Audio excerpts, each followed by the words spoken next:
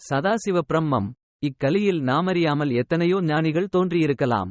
ஆனால் நானறிந்தவரையில் முடிவான கடைநிலையை, ஞானத்தை அடைந்தவர்கள் அபிராமுவும் மாணிக்கவாசகரும் சதாசிவ பிரம்மமுமேயாவார்கள். சதாசிவனின் முன்னோர்கள் மதுரையில் வாழ்ந்து வந்தார்கள்.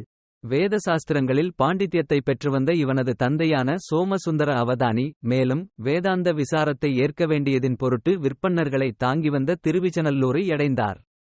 பிராமண குல விதிப்படி 5வது வயதில் சதாசிவனுக்கு உபநயனம் செய்விக்கப்பட்டது.